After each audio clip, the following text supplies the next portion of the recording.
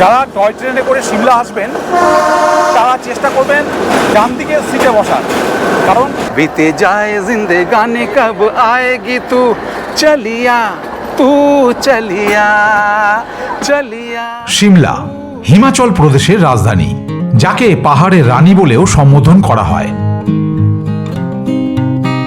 এখানকার মনোরম জলবায়ু, ঔপনিবেশিক স্থাপত্য এবং হিমালয়ের অপূর্ব দৃশ্য খুব সহজেই সকলের দৃষ্টি আকর্ষণ করে।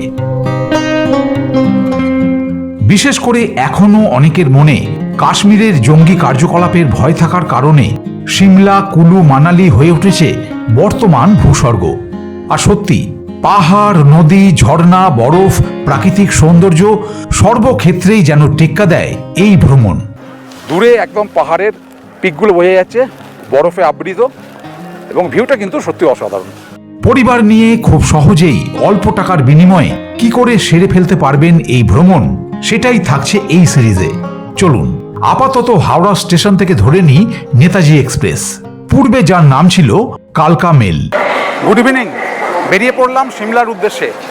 সিমলা, কুলু, মানালি, কাসল এসব তো থাকছে, আর তার সঙ্গে থাকছে সুন্দর সুন্দর অফবিট কিছু ডেস্টিনেশন, যেইগুলো আপনারা সিমলা বেড়াতে গেলে খুব সহজেই ঘুরে ফেলতে পারবেন।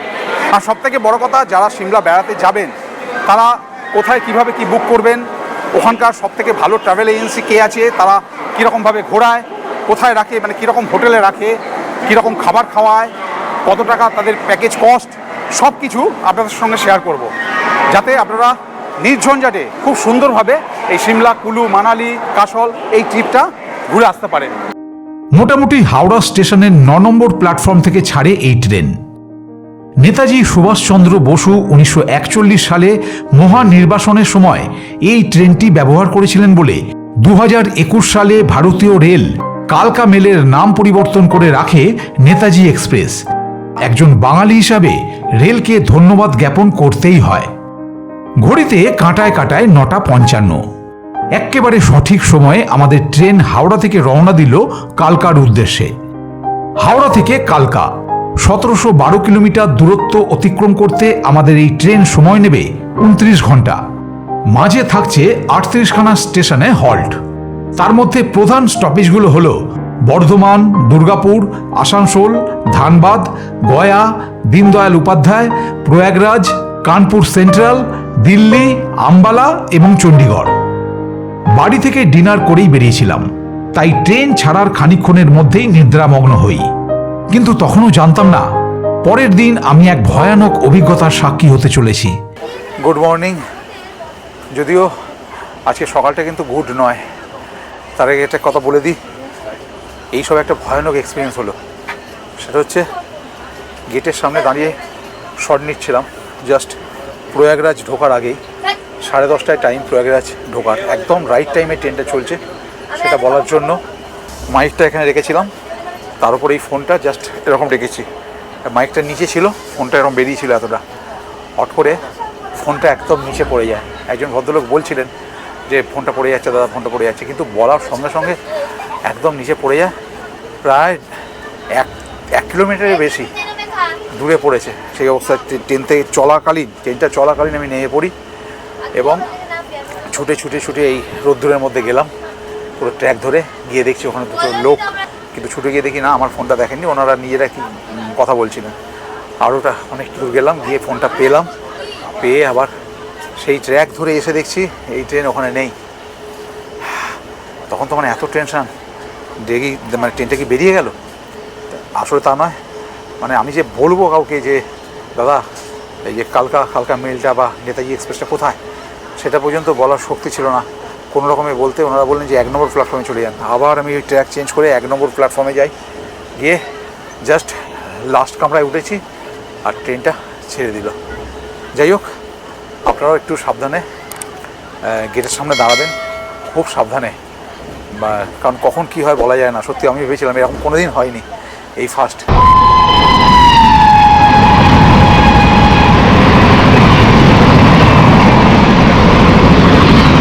দাদা ফোনটা পেয়েছেন? হ্যাঁ দাদা পেয়েছি।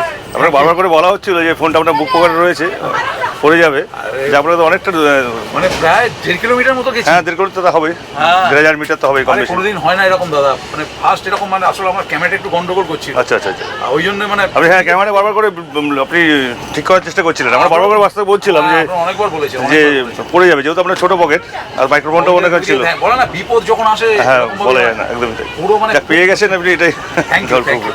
ওকে দাদা। আজকের লাঞ্চ ট্রেনেতেই অর্ডার করে দিয়েছিলাম। মাছ ভাত 180 টাকা আর ডিম ভাত ছিল 160 টাকা। মাছ ভাতে দেখুন কি কি দেওয়া হয়েছে। এই হচ্ছে খাবার, ভাত, ডাল, একটা তরকারি আছে, এই যে মাছ, মাছের ঝোল, 2 পিস মাছ দেয়, একটা বড় মাছ একটা ছোট মাছ, আর এছাড়া একটা সসের প্যাকেট আছে।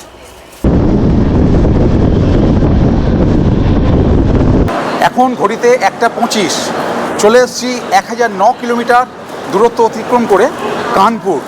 এখানে ঢোকার কথা 1:30, আমরা 5 মিনিট অ্যাডভান্স পৌঁছে গেছি।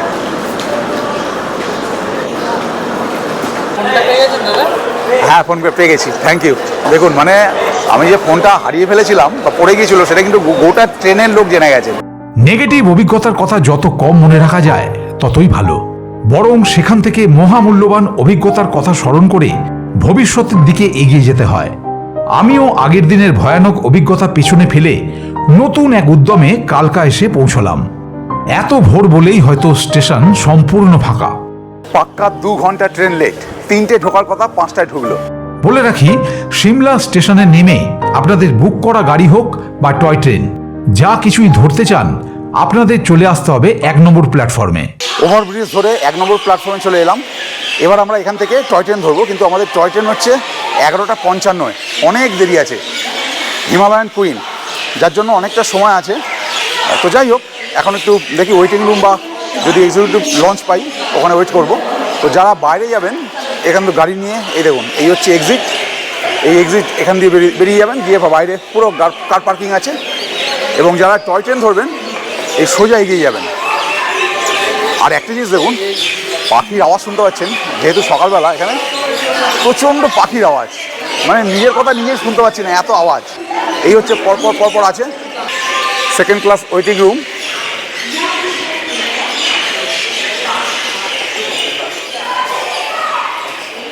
Executive launch, per person per hour 20 টাকা করে বুক করে নিলাম। এটা খোলা থাকবে 8টা পর্যন্ত, তারপর নাকি বন্ধ হয়ে যায় বলছেন। বুকিং করা গাড়ি আসতে যাদের লেট করবে, অথবা যারা দুদিনের ট্রেন জার্নির পর একটু ফ্রেশ হয়ে নিতে চান, তারা নিশ্চিন্তে এখানে থাকতেই পারেন। আর এই এক্সিকিউটিভ লঞ্চ নেওয়ার সবথেকে বড় সুবিধা হলো অধিকাংশ মানুষ টয়লেট বা ওয়াশরুম ভীষণভাবে পরিষ্কার চান, তো তাদের জন্য একদম আইডিয়াল। দেখুন কত পরিষ্কার পরিচ্ছন্ন, একদম বেসিন থেকে শুরু করে একদম ফ্রেশ হওয়ার জন্য আদর্শ। এবং দেখুন এই হচ্ছে টয়লেট, ইভেন দেখুন এই হচ্ছে একদম কোমোড, এইটা পরিষ্কার পরিচ্ছন্ন। 8টা বেজে গেছে, যথারীতি এক্সিকিউটিভ লঞ্চ ছেড়ে বেরিয়ে চলে আসতে হলো। এই হচ্ছে পিছনে দেখুন কালকা স্টেশন। আর ঠান্ডার জন্য টুপি নিতে ভুলে গেছি। একজনকে জিজ্ঞেস করলাম, বললো যে এই যে মেন গেট, এখান থেকে বেরিয়ে এই সোজা গেলে একটা মার্কেট আছে, এই মার্কেটে টুপি কিনে নেবো। আর এই হচ্ছে টয় ট্রেন, দেখুন এই হচ্ছে এইদিকে টয় ট্রেন, স্টেশন ভেতর দিয়েও যাওয়া যায়। এই হচ্ছে টয় ট্রেন। আর সবথেকে বড় কথা, যারা মনে করবেন যে এই লাগেজগুলো রেখে একটু হাতে সময় আছে মার্কেটিং করবেন, তারা কিন্তু এখানে দেখুন একটা ডিলাক্স টয়লেট আছে। এখানে হচ্ছে আপনার লাগেজ রাখা যায়, একটা লাগেজের জন্য 20 টাকা করে নেয় 24 ঘন্টার জন্য পার লাগেজ। রেখে আপনারা এখানে সোজা গিয়ে মার্কেটিংটা করে নিতে পারেন। এখানে হট ওয়াটার, কোল্ড ওয়াটার এবং লকার্স সব ফেসিলিটি আছে। মাত্র 20 টাকার বিনিময়ে লাগেজ রেখে রসিদ নিয়ে নিলাম। এরপর নিশ্চিন্তে চলে এলাম স্টেশন সংলগ্ন কালকা মার্কেটে। এই টুপিটা নিলাম মাত্র 100 টাকা, প্রচণ্ড সফট, হাতে অঢেল টাইম, শুধু মার্কেটটা ঘুরছি আর খাচ্ছি। একটা ধাবায় ঢুকে পড়েছি, এখানে আলু পরোটা নিয়েছি, বেশ বড় সাইজের। দেখুন এরকম বড় সাইজের একটা আলু পরোটা, দেখুন বড় সাইজের একটা আলু পরোটা, দাম হচ্ছে 50 টাকা। এর সঙ্গে দিয়েছে চানা আর তার সঙ্গে দিয়েছে পেঁয়াজ। ব্রেকফাস্ট করে আবার একবার চলে এলাম কালকা স্টেশনে। এই দেখুন এটা 1 নম্বর প্ল্যাটফর্ম, 2 নম্বর প্ল্যাটফর্ম, 3 নম্বর প্ল্যাটফর্ম এবং তারপরে আছে 4 নম্বর প্ল্যাটফর্ম। আপনাদের টয় ট্রেন ধরতে গেলে এই 1 নম্বর প্ল্যাটফর্ম ধরে সোজা চলে আসতে হবে। আসলে 5 নম্বর এবং 6 নম্বর প্ল্যাটফর্ম পাবেন, যেখান থেকে টয় ট্রেনগুলো ছাড়ে। এই হচ্ছে 5 নম্বর প্ল্যাটফর্ম এবং তার পাশে হচ্ছে 6 নম্বর প্ল্যাটফর্ম। আমাদের আছে হিমালয়ান কুইন এক্সপ্রেস, যেটা 6 নম্বর প্ল্যাটফর্ম থেকে ছাড়বে। এ দেখুন, এখানে টয় ট্রেনগুলো পরপর সব দাঁড় করানো আছে। আর এই হচ্ছে দেখুন 52455 হিমালয়ান কুইন এক্সপ্রেস, 11:55 6 নম্বর প্ল্যাটফর্ম থেকে। এই হচ্ছে আমরা চলে এলাম 6 নম্বর প্ল্যাটফর্মে। নির্ধারিত সময়ের কিছুক্ষণ আগেই আমাদের টয় ট্রেন এসে হাজির হয়ে গেল 6 নম্বর প্ল্যাটফর্মে। টয় ট্রেন আগে এসে গেছে, আর দেখুন ইঞ্জিন আসছে। এই হচ্ছে ইঞ্জিন এসে লাগবে। আর আমাদের সিট হচ্ছে C1-এ। এই C1 এইটা উঠছি C1। আমার হচ্ছে 27 নম্বর। এই হচ্ছে 27 নম্বর। এখানে লাগেজ রাখার মতো একদম স্পেস নেই। এ দেখুন, লাগেজ রাখার মতো একদম স্পেস নেই, একদম কম স্পেস। লাগেজটা রাখা যাবে না, রাখলে অন্য কেউ রাখতে পারবে না। যাক, তবু মোটামুটি রাখা যাচ্ছে। এই হচ্ছে আমার 27 নম্বর। ভালোই, একদম উইন্ডো সাইড, দুর্দান্ত জার্নি হবে। ট্রেনের এন্ট্রি গেটের উল্টো দিকেই একটা ওয়াশরুম আছে, নো স্মোকিং জোন। বাবা, স্পেস খুব ছোট্ট বাট পরিষ্কার পরিচ্ছন্ন। দেখুন, বেসিন আছে, কল আছে, হ্যান্ড ওয়াশ আছে, গ্লাস আছে।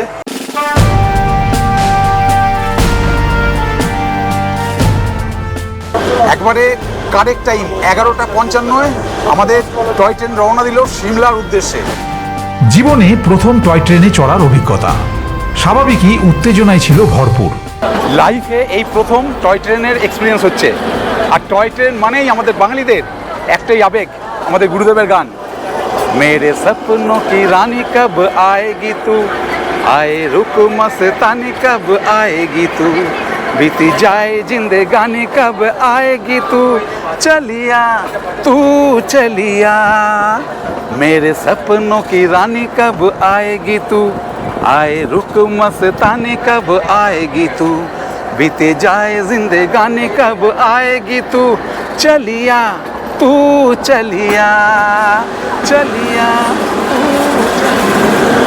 যারা টয় ট্রেনে করে সিমলা আসবেন তারা চেষ্টা করবেন ডান দিকের সিটে বসার, কারণ 3 ঘন্টা মতো চলে এলাম, এতক্ষণ পর বাঁ দিকে এই ভ্যালি বা ভিউ পয়েন্ট পেয়েছি।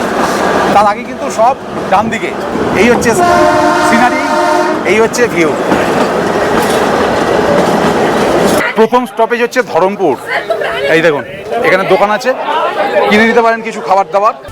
2008 সালে এই ট্রেন ইউনেস্কোর ভারতের পার্বত্য রেলওয়ে বিশ্ব ঐতিহ্য তালিকায় স্বীকৃতি লাভ করে।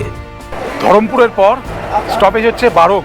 প্রত্যেকটা স্টপেজে কিন্তু বিভিন্ন রকম খাবার কিন্তু পেয়ে যাবে, এবং পুরি সবজি থেকে শুরু করে ইচ অ্যান্ড এভরিথিং।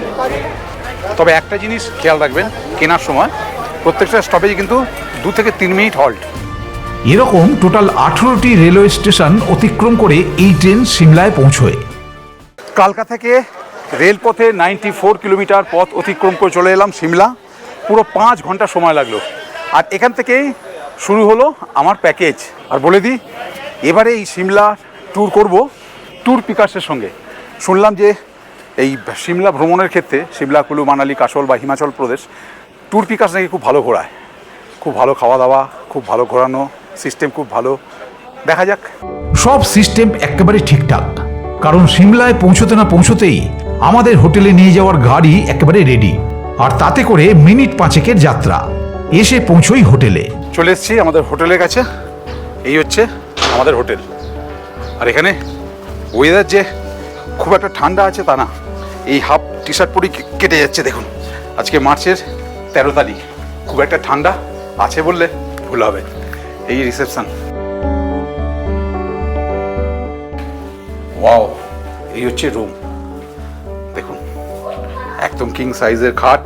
এখানে চেয়ার আছে, টেবিল আছে, এখানেও চেয়ার আছে, এখানে একটা টেবিল আছে, টিভি আছে, গ্লাস আছে, জগ আছে, এখানে একটা প্রমাণ সাইজের গ্লাস, এখানে একটা গ্লাস আছে, এখানে টেবিল আছে, প্লাগ পয়েন্ট আছে, টাওয়াল দিয়ে দিয়েছে, সাবান দিয়ে দিয়েছে, এখানেও প্লাগ পয়েন্ট আছে, সুন্দর ডেকোরেটিং করা আছে, ফ্যান আছে। আর দেখুন, এই হচ্ছে ভিউ।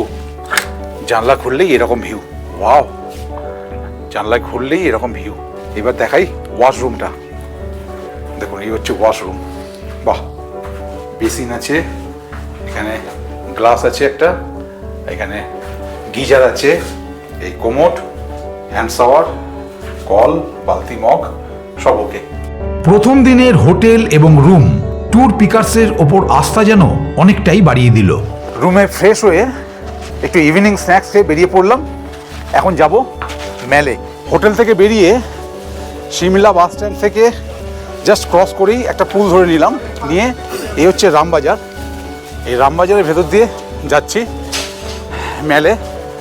আর এটা কিন্তু যথেষ্ট রাস্তা খাড়া। এছাড়াও এই পুলটা এগিয়ে গেলে একটা লিফট আছে, লিফটে করে যেতে পারেন, অথবা এখান থেকে বাস যায়, বাসে করেও যেতে পারেন, 10 টাকা করে ভাড়া নেবে।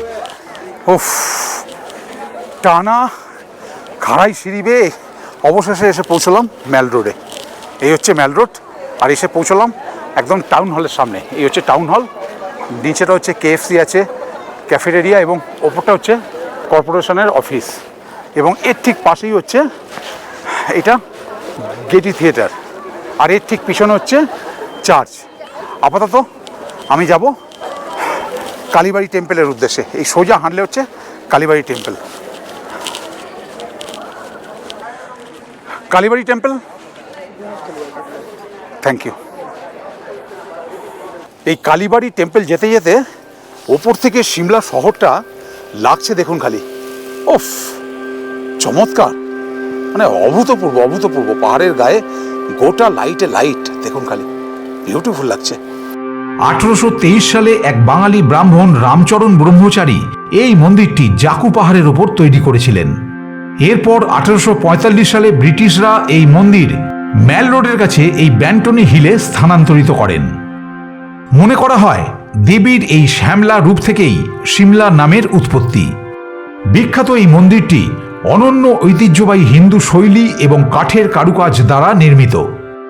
এরপর হোটেলে ফিরে সেরে নিই প্রথম দিনের ডিনার। ভাত, রুটি, ডাল, সবজি, পনির, চিকেন, দুর্দান্ত একটি বাফেট। সিমলা ভ্রমণের প্রথম দিনে কোনো কিছুই খামতি পেলাম না। Good morning. হোটেলে একদম স্নান টান করে ফ্রেশ হয়ে রেডি হয়ে গেছি সাইড থেকে বেরোবো বলে। তার আগে দেখিয়ে দিই, দেখুন হোটেল থেকে এই ভিউটা দেখুন, ব্যবস্থা বেশ ভালোই দেখছি। কালকে যেখানে দেখুন ডিনার করেছিলাম, সেখানেই আজকের ব্রেকফাস্ট করা। এই হচ্ছে ব্রেকফাস্ট, কালকে এখানেই ডিনার করেছিলাম। ব্রেকফাস্টে বুফে, লুচি আছে, আলু পরোটা আছে, আর এখানে সবজি আছে একটা, এখানে জ্যাম ব্রেড আছে, আর এখানে আচার দেয়া আছে, এখানে চা আছে, এটার মধ্যে চা, জল। কাল ডিনারের মতো আজকেও দুর্দান্ত একটা ব্রেকফাস্ট সেরে বেরিয়ে পড়লাম সাইট সিং এর উদ্দেশ্যে। আমার গাড়ি চলে আসছে, এই যে গাড়ি।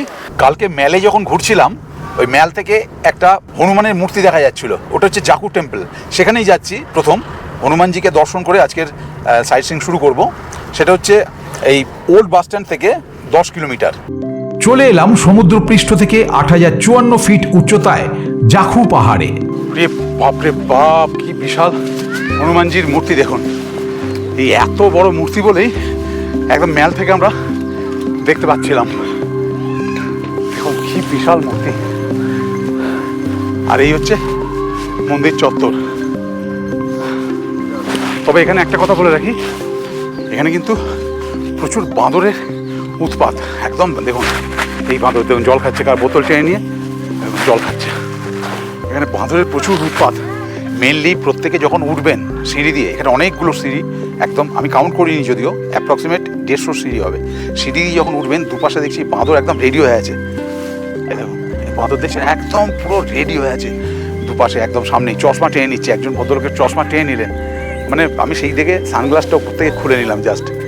তো যাই হোক, এই সিঁড়ি দিয়ে উঠবেন, খুব সাবধানে উঠবেন, কিন্তু এই জায়গাটা ব্যাপক লাগছে, ব্যাপক। 108 ফুট উঁচু হনুমানের এই বিশাল মূর্তিটি বিশ্বের অন্যতম সর্বোচ্চ মূর্তি। বিশ্বাস করা হয় রামায়ণের যুদ্ধের সময় লক্ষ্মণকে বাঁচানোর জন্য সঞ্জীবনী বুটি আনতে গিয়ে হনুমান এখানে বিশ্রাম নিয়েছিলেন। এখান থেকে হিমালয় ও পুরো সিমলা শহরের চমৎকার প্যানোরামিক দৃশ্য দেখা যায়, এবং ঋষিদের বিশ্বাস অনুযায়ী রামায়ণের সময় থেকেই এই স্থানটির অস্তিত্ব রয়েছে। মন্দির চত্বর ছাড়ার সময় দেখি ততক্ষণে প্রচুর পর্যটকের সমাহার ঘটেছে। তাই পার্কিং জোনে গাড়ির সংখ্যাও প্রচুর। দেখবেন অনেকেই বলে থাকেন যে মন্দির কি দেখব, মন্দির দেখার কি আছে, কিন্তু আমি বলবো এই জাকু টেম্পল না দেখলে কিন্তু খুব বড় একটা জিনিস মিস করে যাবেন, মন ভরে গেল দেখে। তবে হ্যাঁ, আবার একবার মনে করিয়ে দিই, ওই বাঁদরের ব্যাপারটা, বাঁদরের উৎপাতের ব্যাপারটা কিন্তু মাথায় রাখবেন, খুব সিরিয়াস নেবেন। তো যাই হোক, এখন আমরা যাচ্ছি গ্রিন ভ্যালির উদ্দেশ্যে। রাস্তার পাশেই পড়বে, এখান থেকে মিনিট 10 মতো সময় লাগবে। গ্রিন ভ্যালি হলো একটি মনোরম উপত্যকা যা পাইন ও দেবদারু বনের সুন্দর দৃশ্যের জন্য বিখ্যাত। পূর্বে এই ভিউ পয়েন্টটি সুইসাইড পয়েন্ট নামে পরিচিত ছিল, কারণ এর খাড়া ও ঝুঁকিপূর্ণ ঢালে দুঃখজনকভাবে বেশ কয়েকটি মর্মান্তিক দুর্ঘটনা ঘটে। তাই শুধুমাত্র এর সৌন্দর্যের দিকে মনোযোগ আকর্ষণ করতে এবং পর্যটনকে আরও উৎসাহিত করার জন্য পরবর্তীতে এর নাম পরিবর্তন করে গ্রিন ভ্যালি বা সবুজ উপত্যকা রাখা হয়। এরপর আমরা এগিয়ে চললাম কুফরির উদ্দেশ্যে। চলে এসেছি কুফরি। এখান পর্যন্ত গাড়ি আসবে, এরপর কিন্তু আর গাড়ি যাবে না। এরপর থেকে এই দেখুন, এখানে বিভিন্ন রকম রাইড আছে, বিভিন্ন রকম রাইড। এখানে আপনাকে এই হর্স হোক বা গাড়ি হোক, তাতে করে যেতে হবে। দেখুন এখানে প্রচুর কাউন্টার আছে, এরকম প্রচুর কাউন্টার আছে, প্রচুর রকম রাইড আছে। আমি ভাবছি যে 500 টাকা করে 3খানা স্পট দেখাবে, ফাগু ভ্যালি, মহাসু পিক আর নাগ টেম্পল। এই 3টে ঘোড়ায় করে নিয়ে যাবে এবং নিয়ে আসবে পার পার্সন 500 টাকা করে, মোটামুটি 1.5 ঘন্টা মতো লাগবে সময়। এছাড়াও আপনারা এখানে আরও বিভিন্ন রকম রাইড আছে দেখুন, তার সঙ্গে আরও 500 টাকা, মানে 1000 টাকা দিলে ওর সঙ্গে সাইট সিইং হবে। এবং সাইট সিইংয়ের সঙ্গে এখানে 6খানার মধ্যে যে কোনো 2টো রাইড করতে পারবেন।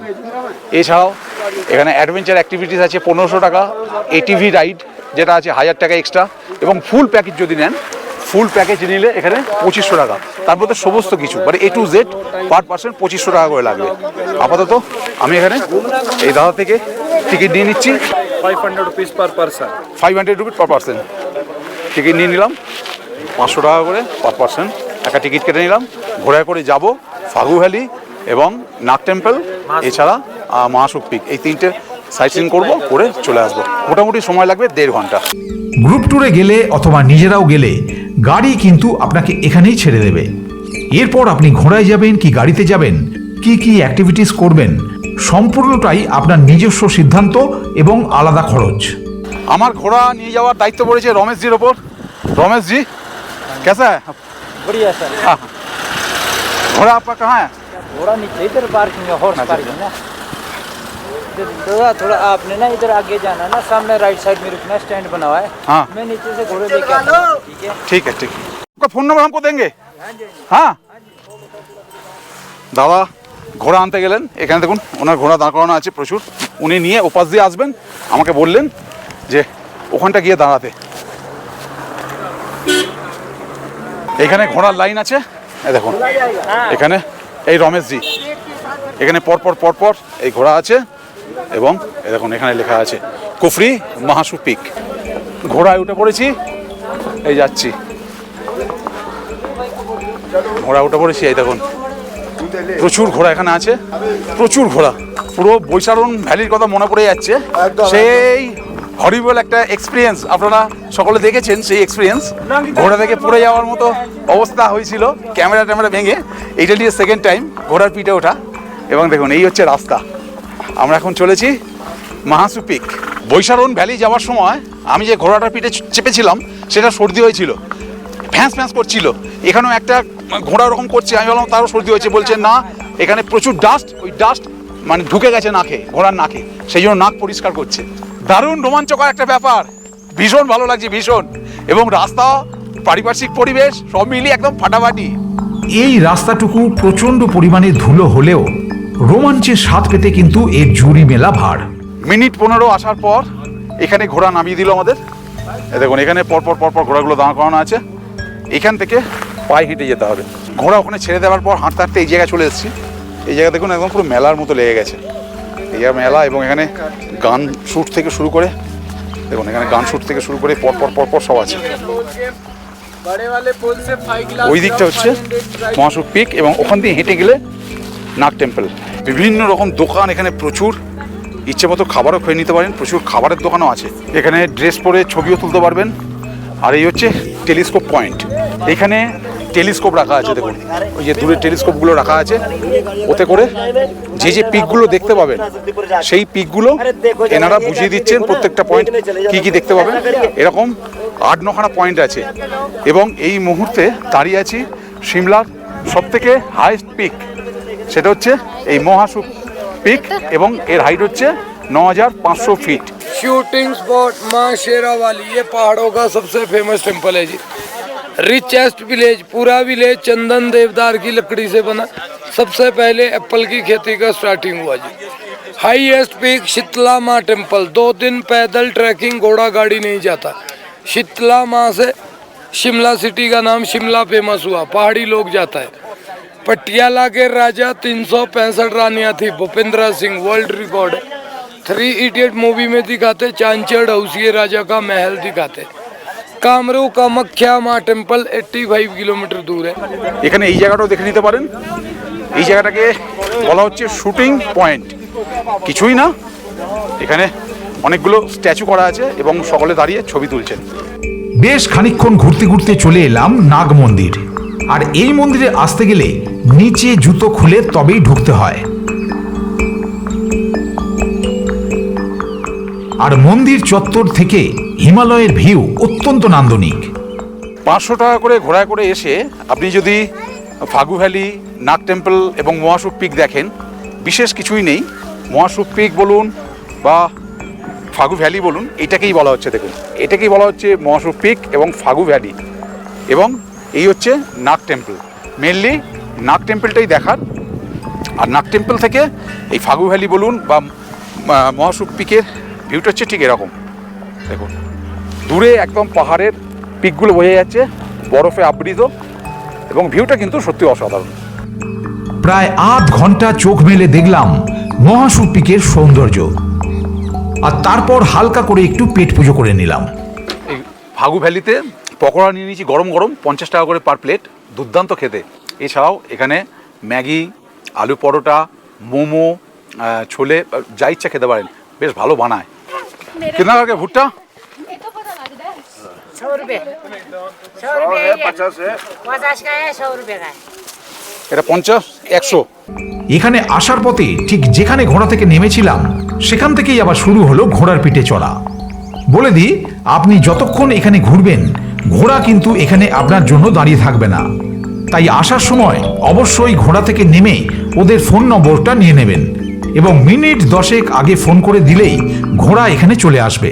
ঘোড়া থেকে নেমে পড়লাম, কি অবস্থা দেখুন, পুরো ঘোড়ার লোম ভর্তি। ব্যাগটা খালি অবস্থা দেখুন, কি অবস্থা, ব্যাগটা পুরো ঘোড়ার লোমে ভর্তি হয়ে গেছে। এরপর দেখে নিলাম কুফরির বিখ্যাত হিমালয়ান নেচার পার্ক বা কুফরি জু। এখানে এন্ট্রি ফি 60 টাকা আর বাচ্চাদের জন্য 20 টাকা। এরপর আর কোনো কথা নয়, খানিকটা এসেই লাঞ্চ করতে ঢুকে গেলাম রাস্তার ধারে একটি হোটেলে। তন্দুরি রুটি, বাটার দেওয়া তন্দুরি রুটি, আর পনির বাটার মশলা, আর তার সঙ্গে ধনেপাতার চাটনি আছে, পেঁয়াজ আছে, আর মশলা অমলেট। এদিন হোটেলে ফিরে বেশ ক্লান্ত ছিলাম, তাই খানিকটা লং সময় ধরে বিশ্রাম নিয়ে বসে গেলাম ডিনারে। রুমের মধ্যেই ডিনার চলে এসছে। ব্যবস্থা এদের বেশ ভালোই, কারণ দেখুন ওনারা আমাকে বললেন, স্যার ডাইনিংয়ে প্রচুর ভিড় আছে, রুমে দিয়ে দেবো খাবার। আমি বললাম হ্যাঁ দিন। বলতে একদম রুমে একদম পরিপাটি করে সাজিয়ে গুছিয়ে দিয়ে গেছে। কালকে সকালবেলা আমরা এই হোটেলে ব্রেকফাস্ট করব, করে একবারে চেক আউট করে চলে যাব এই সিমলা থেকে সোজা কাসল। আগের দিনের প্ল্যান মাফিক ব্রেকফাস্ট করেই হোটেল থেকে চেক আউট করে বেরিয়ে পড়লাম কাসলের উদ্দেশ্যে। এই হলো সিমলা ওল্ড বাস স্ট্যান্ড। এখান থেকেই গাড়িতে চেপে বসলাম। Good morning. সিমলাকে এবারের মতো বিদায় জানিয়ে বেরিয়ে যাচ্ছি। গত দুদিন সিমলাতে যেমন একটা গরম গরম ভাব ছিল, আজকে কিন্তু বেশ ঠান্ডা। এখানে কখন কীরকম ওয়েদার চেঞ্জ হয়ে যায় বোঝা মুশকিল। সেই মতো ব্যবস্থা নিয়ে কিন্তু আপনারা সর্বদা থাকবেন। সিমলা থেকে আজকে চলে যাব মিনি ইসরায়েল। না বিদেশ না, কাসলকে বলা হয় মিনি ইসরায়েল। যেমন কাশ্মীরের বৈশারণ ভ্যালিকে বলা হয় মিনি সুইজারল্যান্ড, উড়িষ্যার জিরাংকে বলা হয় মিনি তিব্বত, ঠিক তেমনি কাসলকে বলা হয় মিনি ইসরায়েল। আর এই সিমলা থেকে কাসলের ডিস্টেন্স হচ্ছে 215 কিলোমিটার। সিমলা ভ্রমণের ক্ষেত্রে এইবার সম্পূর্ণ ব্যক্তিগত একটা কথা বলি, যেটা আমার অন্তত মনে হয়েছে। এই নিয়ে দুবার সিমলা এলাম, কিন্তু সেই অর্থে সিমলা আমার মন জয় করতে পারেনি। তবে হ্যাঁ, সিমলা ছেড়ে একটু বেরোতেই প্রকৃতির প্রেমে যেন মুগ্ধ হয়ে গেলাম। পথের প্রতিটা বাঁক যেন এক একটা ছবি হয়ে চোখের সামনে চলে আসছে। যে দৃশ্য দেখে চোখের পলক ফেলা সত্যিই কঠিন। আজকে ব্রেকফাস্ট হেভি হয়ে গেছে। স্যান্ডউইচ ছিল, স্যান্ডউইচে মেয়োনিজ প্রচুর ছিল, যার ফলে এই রাস্তায় যেতে যেতে শরীরটা খারাপ লাগছিল। আখের রস কিনে খাচ্ছি। বলছেন যে এরকম 1 গ্লাস 30 টাকা। এখানকার প্রায় সব রাস্তাতেই লোকাল বাস চলে, তাই প্রাইভেট কার না ভাড়া করে ঘুরতে চাইলেও পাবলিক ট্রান্সপোর্টেও ঘুরতে পারেন। তবে সেক্ষেত্রে সময়ের ব্যাপারটা অবশ্যই বিবেচনার বিষয়। এ রাস্তায় টানেল প্রচুর, আর তার ভিতর দিয়ে যাওয়াটাও বেশ উপভোগ্য। এক একটা টানেল পেরিয়ে যখন বাইরে বেরোবেন, মনে হবে কেউ যেন এক একটা দৃশ্যপট মুহূর্তের মধ্যেই পাল্টে দিচ্ছেন। চলতে চলতে রাস্তার ধারের একটি হোটেলে সেরে নিলাম আজকের লাঞ্চ। লাঞ্চ করে পথ চলা শুরু করতেই আকাশের মুখ হলো ভার। শুরু হলো বৃষ্টি, আর তার মধ্যেই ছুটে চলা। পথে দেখে নিলাম পাণ্ডু ড্যাম, আর তারপরেই চলে এলাম অনতি দূরেই অবস্থিত মাতা বগলামুখী মন্দির দেখতে। মাতা বগলামুখী মন্দির যেতে বা রোপওয়ের টিকিট কাটতে এটাই হলো এন্ট্রি পথ। বগলামুখী টেম্পল যাওয়ার যে রোপওয়ের টিকিট সেটা এখান থেকে পেয়ে যাবেন পার পারসন 350 টাকা করে, আপ অ্যান্ড ডাউন। এই দেখুন, এই এখান থেকে ছাড়ছে, এই দিয়ে ওইদিকে ওই পারে নিয়ে যাবে এবং ওখান থেকে আবার এই পারে আপনাকে পৌঁছে দেবে। 350 টাকা করে পার পারসন। এই বগলামুখী টেম্পল যাওয়ার রোপওয়ে টিকিট যেখান থেকে কাটে, এখান থেকে পাণ্ডু ড্যামের ভিউটাও চমৎকার। দেখুন একবার, অপূর্ব সুন্দর এখানকার প্রাকৃতিক পরিবেশ।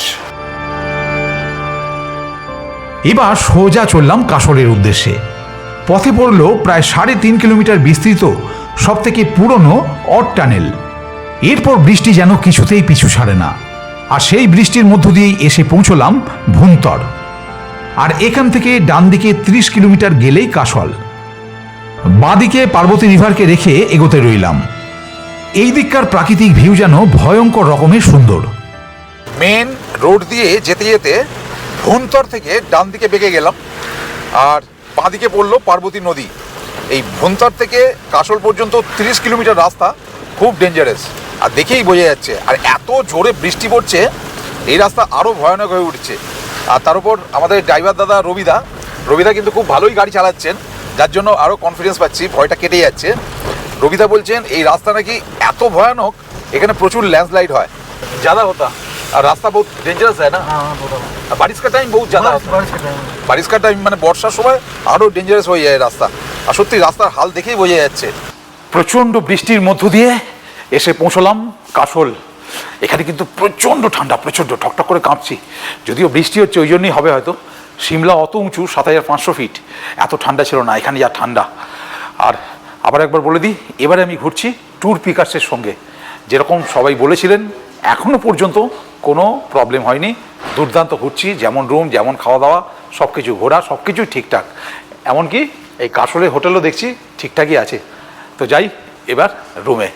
ভেবেছিলাম এই এপিসোডটা এখানেই শেষ করে দেবো, কিন্তু ট্যুর পিকার্স এত সুন্দর একটা রুম আমাকে দিয়েছে, আমি এই রুমটা না দেখিয়ে পারলাম না।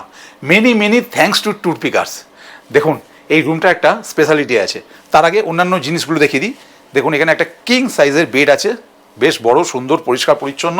এখানে চেয়ার, টেবিল, ইলেকট্রিক কেটল, জলের বোতল, সুন্দর ডেকোরেটিং করা, ফ্যান আছে, লাইট আছে, এবং এখানে দেখুন টিভি আছে। আর এখানে একটা ওয়ার্ডরোব মতো করা আছে, হ্যাঙ্গার দেওয়া আছে।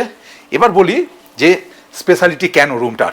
দেখুন খালি এখানে ভিউটা দেখুন, ওয়াও!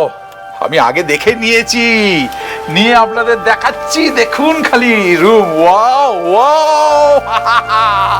দেখুন পাশ দিয়েই বয়ে যাচ্ছে পার্বতী নদী। এটা হচ্ছে পার্বতী নদী, এবং এরকম নেচার, ওয়াও, বিউটিফুল, যেন কোনো ক্যালেন্ডারের ছবি, তার পাশে আমি দাঁড়িয়ে আছি। পার্বতী নদী বয়ে যাচ্ছে, ও অপূর্ব সুন্দর ভিউ, অপূর্ব সুন্দর। এবং শুধু তাই নয়, এখানে চেয়ার দেওয়া আছে, টেবিল দেওয়া আছে, এখানে বসুন, বসে বসে চা খেতে খেতে, মানে একদম হোটেলে বসেই যেন 4-5 ঘন্টা কোনো ব্যাপার নয়, কেটে যাবে। রুমে ঢোকার খানিকক্ষণের মধ্যেই চলে এলো গরম গরম ফ্রেঞ্চ ফ্রাই, সস আর কফি। আর তাই খেতে খেতে প্রকৃতির এরকম রূপ দর্শন করা, এ যেন সত্যি সৌভাগ্যের ব্যাপার। আজ এ পর্যন্তই। পরের পর্ব তথা শেষ পর্বে চলে যাব মানালিতে, আর সেখানকার অভিজ্ঞতা এক কথায় অবর্ণনীয়।